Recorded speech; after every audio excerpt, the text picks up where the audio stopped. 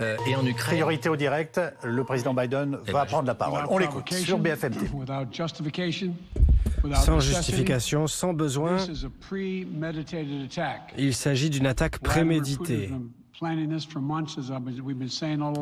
Il a sans doute programmé depuis des mois, comme nous l'avons déjà dit. Il a bougé plus de 75 000 troupes au long de la frontière ukrainienne. Ils ont construit des hôpitaux de campagne, ce qui en dit beaucoup sur ses intentions. Il a rejeté tous les efforts de bonne foi des États-Unis et de leurs partenaires à travers le dialogue pour éviter un conflit inutile et la souffrance humaine. Depuis des semaines, nous avertissons que ça peut arriver, que ça va arriver, et aujourd'hui, ça arrive exactement comme nous l'avions prévu. Au cours de la dernière semaine, nous avons observé une augmentation des tensions dans le Donbass, une région d'Ukraine contrôlée par des séparatistes pro-russes. Le gouvernement russe a perpétré des attaques de sabotage contre l'Ukraine. Nous avons entendu des discours selon lesquels l'Ukraine était sur le point d'envahir et de lancer une guerre contre la Russie, que l'Ukraine était prête à utiliser des armes chimiques, que l'Ukraine perpétrait un génocide sans la moindre preuve. Nous avons observé une violation flagrante du droit international en reconnaissant deux soi-disant républiques sur le territoire souverain de l'Ukraine. Le Conseil de sécurité des Nations Unies est réuni en ce moment même pour protéger l'Ukraine. Aujourd'hui, les tanks, les troupes ont suivi les raids aériens russes sur l'Ukraine. Nous partageons aujourd'hui en toute transparence des dossiers classifiés sur la Russie pour qu'il n'y ait pas de confusion ou de mépris sur ce que fait Poutine. Poutine est l'agresseur. Poutine a choisi cette guerre, de la mener. Et aujourd'hui, lui et son pays vont en payer les conséquences. Aujourd'hui, j'ai autorisé de fortes sanctions, de nouvelles limites sur ce qui peut être exporté vers la Russie. Ceci va supposer un coût important sur l'économie russe à moyen et long terme. Nous avons défini ces sanctions pour maximiser leur impact à long terme sur la Russie et minimiser leur impact sur les États-Unis et leurs alliés. Je souhaite être clair, les États-Unis ne le font pas seuls, ne font pas tout ça seuls. Nous constituons une coalition de partenaires qui représentent plus de la moitié de l'économie mondiale. 27 membres de l'Union européenne, la France, l'Italie, l'Allemagne, le Royaume-Uni, le Canada, le Japon, la Nouvelle-Zélande, l'Australie et bien d'autres se joignent à nous pour renforcer l'impact de cette réponse.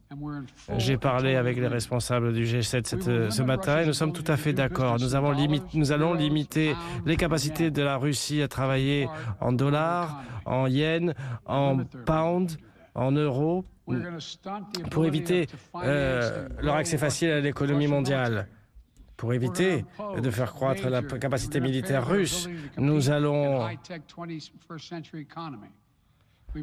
développer encore nos mesures économiques. Nous avons déjà vu les impacts des premières sanctions sur les taux de change du rouble. Aujourd'hui, le marché, la bourse russe s'est effondrée de plus de 50%. Aujourd'hui, nos actions et les sanctions qui pèsent sur les banques russes représenteront une perte de plus de 10 000 milliards de dollars. Un tiers des actifs bancaires russes sont déconnectés du système financier américain et mondial. Et aujourd'hui, nous en bloquons quatre banques supplémentaires, ce qui signifie que tous leurs actifs en Amérique seront gelés. Ça implique la banque VTB, qui est la deuxième et la plus importante de Russie. Comme nous l'avions promis, nous avons également publié la liste des élites russes et de leurs membres de leur famille qui subissent également des sanctions ciblées. Comme je l'ai dit mardi, ce sont des gens qui profitent personnellement des politiques du Kremlin et qui donc devraient en partager la peine. Aujourd'hui, nous allons continuer de désigner et de nommer les milliardaires corrompus qui font l'oligarchie russe. Nous allons appliquer les restrictions que nous avons appliquées par ailleurs aux entreprises russes, élargir la liste jusqu'à 1,4 milliard de dollars. D'autres sanctions viendront avec le temps et nous essayons de réduire les facilités d'accès de la Russie aux capacités militaires et aux capacités industrielles pour les années à venir. Parmi les actions et celles de nos actions et celles de nos partenaires et alliés, nous considérons que nous allons couper la moitié des possibilités de revenus des Russes et donc de leur capacité à moderniser leur programme militaire. Depuis des années, ils ont renforcé ces programmes militaires, y compris un programme spatial. Et ces sanctions seront un coup très dur pour limiter leurs ambitions à long terme. Nous en prévoyons encore davantage. Nous allons également prendre des mesures pour défendre nos alliés de l'OTAN, en particulier à l'Est. Demain, l'OTAN se réunira en sommet et nous y participerons pour rassembler les leaders des 30 pays et alliés, nos partenaires les plus étroits, pour réaffirmer notre solidarité. Parmi les pas que nous prendrons encore demain, eh bien, nous renforcerons tous ces aspects de sécurité de nos alliés. Nous avons, cette année passée, dépensé 650 millions de dollars pour la protection de l'Ukraine. Et je le redis, nos forces ne sont pas engagées et ne le seront pas en Ukraine, sur le terrain, engagées dans le conflit avec la Russie. Nous allons défendre nos alliés de l'OTAN et rassurer nos alliés à l'Est. Comme je l'ai dit tout à fait clairement, les États-Unis défendront le moindre centimètre de territoire de l'OTAN avec toute leur puissance. La bonne nouvelle, c'est que l'OTAN est plus unie et plus déterminée que jamais. Il ne fait aucun doute que les États-Unis et tous les alliés de l'OTAN respecteront leur engagement de l'article 5, c'est-à-dire que si l'on attaque un de leurs membres, on les attaque tous. Nous avons renforcé notre présence en Allemagne, en Pologne, mardi en réponse à l'agression russe. Nous avons autorisé également le déploiement de certaines de nos forces qui étaient déjà positionnées en Europe auprès de nos alliés de l'Est européen, les pays baltes, la Pologne et la Roumanie. Nos alliés également se mobilisent.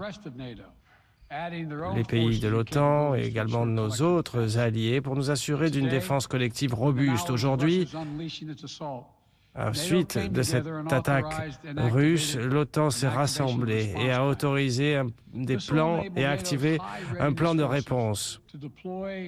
Nous sommes prêts, l'OTAN est prête à déployer ses forces là où elle en aura besoin pour protéger nos alliés en Europe et en particulier dans l'Est. Et j'ai aujourd'hui autorisé davantage de forces américaines à se déployer en Allemagne, ainsi que les forces spatiales des États-Unis qui sont mobilisées depuis des semaines. J'ai également parler avec le chef d'état-major général Milley pour la préparation de mouvements supplémentaires qui, si ils étaient nécessaires pour protéger nos alliés et la plus grande alliance dans l'histoire du monde, l'OTAN. Nous utilisons tout ce que nous pouvons pour protéger les familles et les entreprises américaines. Nous prenons des mesures actives pour réduire les coûts de cette situation.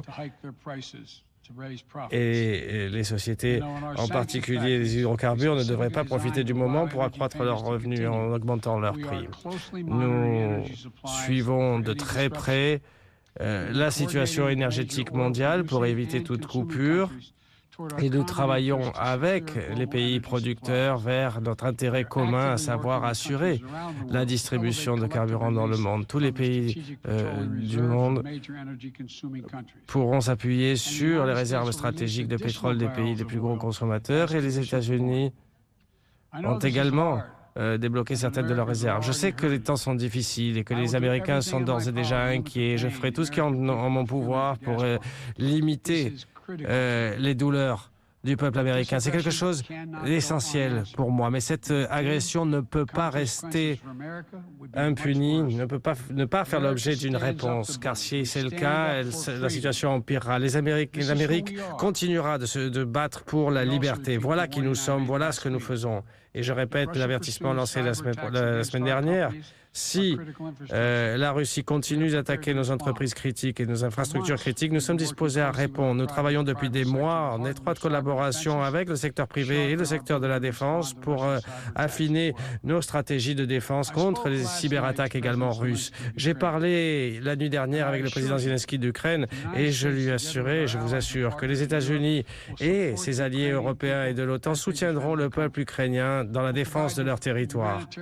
Nous apporterons une aide humanitaire pour réduire la douleur, la peine de ce conflit. Et dès le premier jour de ce conflit, la propagande russe est intervenue pour faire de l'Ukraine une menace aux yeux de leur public. Mais l'histoire l'a montré et l'a remontré. Ce type d'avancée finit par aboutir à une désobéissance civile massive, à un chaos stratégique. Dans les prochaines semaines et les prochains mois, on peut attendre beaucoup de douleur, mais le peuple ukrainien, indépendant depuis longtemps, a répété et a montré plusieurs fois qu'il n'autoriserait personne à ramener leur pays en arrière. C'est un moment dangereux pour l'ensemble de l'Europe, pour la liberté dans le monde entier. Poutine a commis un assaut et a violé directement les règles qui font la paix mondiale.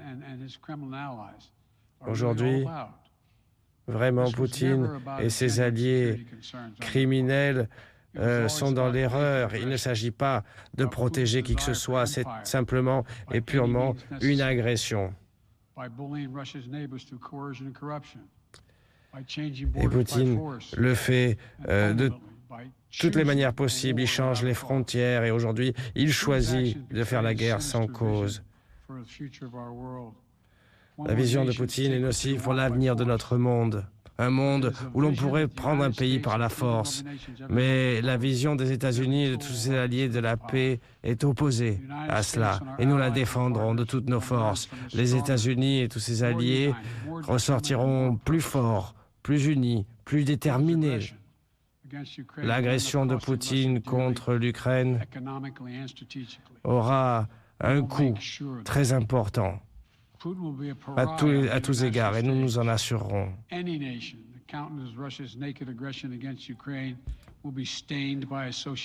Et tous les pays qui soutiennent cette agression russe de l'Ukraine seront également considérés comme co-responsables.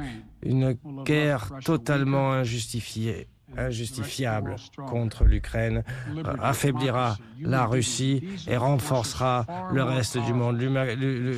Démocratie, humanité, paix, liberté, voilà nos valeurs. Elles ne peuvent pas être mises en péril par Poutine et son armée. Elles ne peuvent pas être limitées par l'intimidation ou la violence. C'est là la différence entre démocratie et autocratie. Il ne faut pas se tromper. La liberté prévaudra. Que Dieu bénisse nos troupes et notre monde libre et démocratique.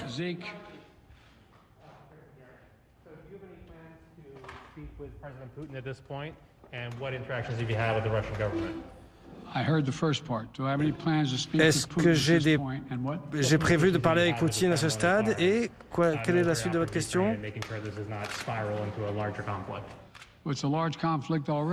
Alors c'est déjà un conflit important. Alors évidemment, on va essayer de faire en sorte qu'il ne s'étende pas davantage. On va apporter toutes les forces nécessaires, en particulier pour les pays européens qui font partie de l'OTAN. L'OTAN est plus unie que jamais. Et non, je n'ai pas prévu de parler avec Poutine.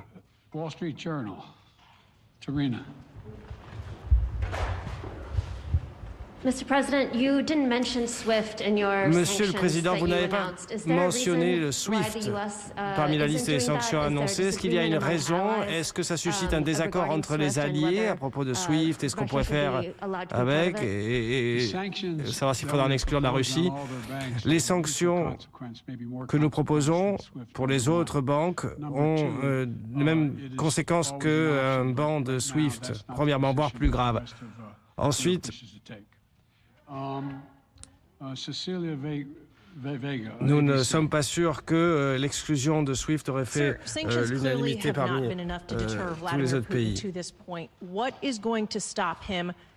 Que peut arrêter Poutine dans son avancée? Comment ceci peut s'arrêter? Et le voyez-vous aller au-delà de l'Ukraine?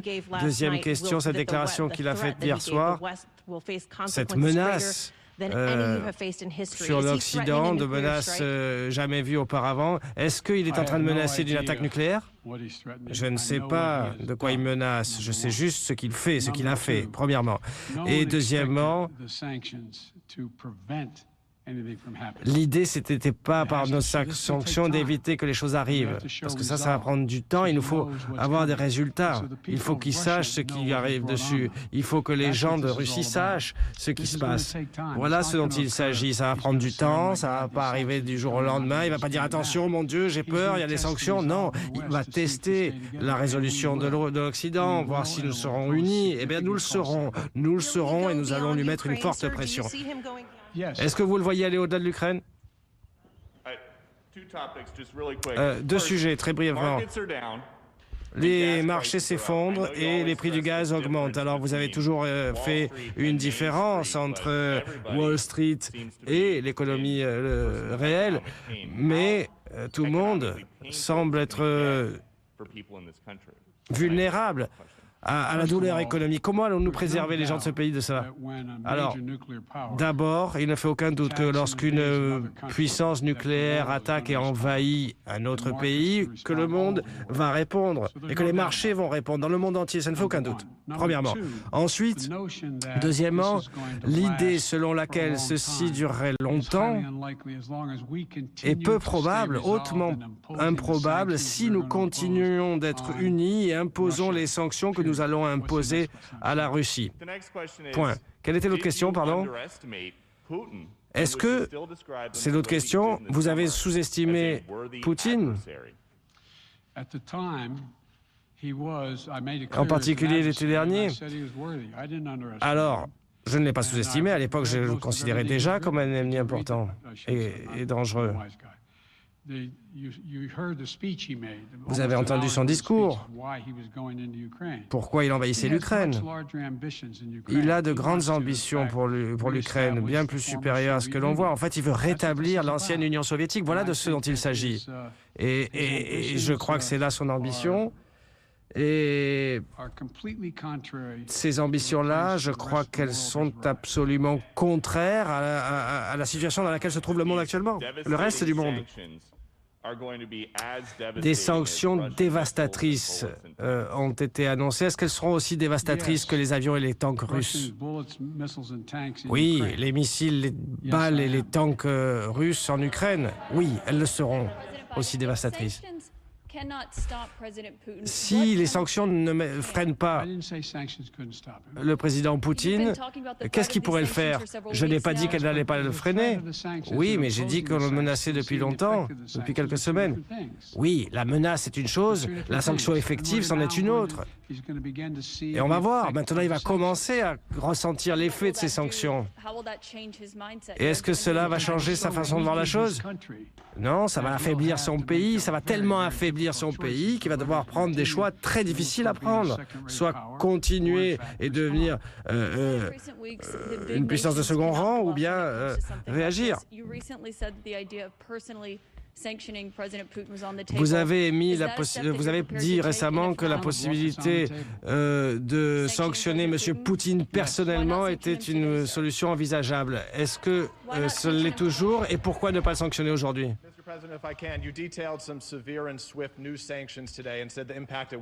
Alors, vous avez exprimé le détail des sanctions bancaires que vous avez décidées aujourd'hui, mais est-ce que vous n'avez pourtant pas décidé de déconnecter la Russie du SWIFT et du système SWIFT? Quelles sont les autres sanctions alors et qu'est-ce que vous pourriez faire de plus? Alors, déjà, j'insiste, les sanctions que nous avons prises vont au-delà de tout ce qui a été fait auparavant et donc de SWIFT, de l'exclusion de SWIFT. On parle de 2/3 du monde qui sont avec nous. Ce sont des sanctions profondes, importantes. Après, on verra si ça fonctionne. Ça, c'est un autre débat. Est-ce que donc vous disiez que vous avez parlé avec Vladimir Zelensky hier? Quel est le risque de voir émerger une nouvelle guerre froide? Et est-ce que c'est une rupture totale entre dans les relations russo-américaines? Ça l'est, oui, il y a une rupture totale actuellement, ça l'est, ça va continuer. Et en ce qui concerne la guerre froide, ça dépend. Vous avez l'immense majorité du reste du monde qui est en opposition complète avec ce qu'il fait. Amérique du Sud, Asie, Europe, le monde entier. Donc, ça va être non pas une guerre froide, mais une journée froide pour la Russie. Je veux dire...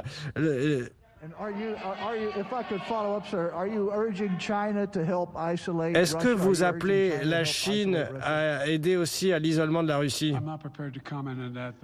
Je ne vais pas rentrer là-dedans à ce stade.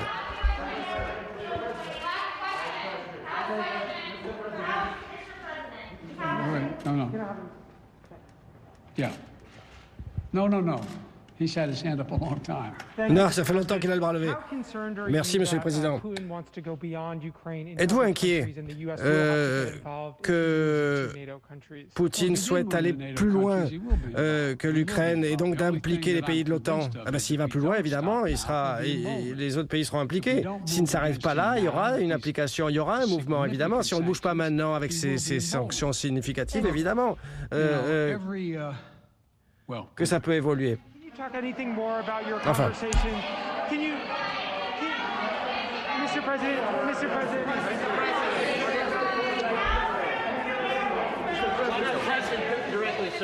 Why not sanction Putin directly today?